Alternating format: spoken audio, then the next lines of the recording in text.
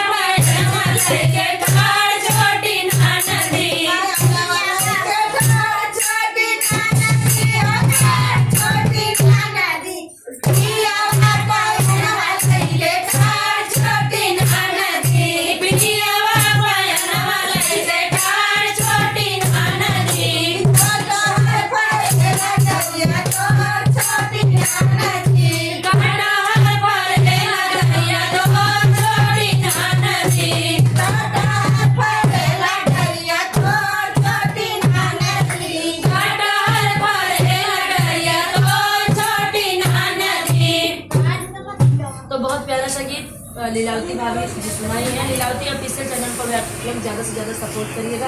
इनकी वीडियो को आप लोग ज़्यादा से ज़्यादा शेयर करिएगा। धन्यवाद।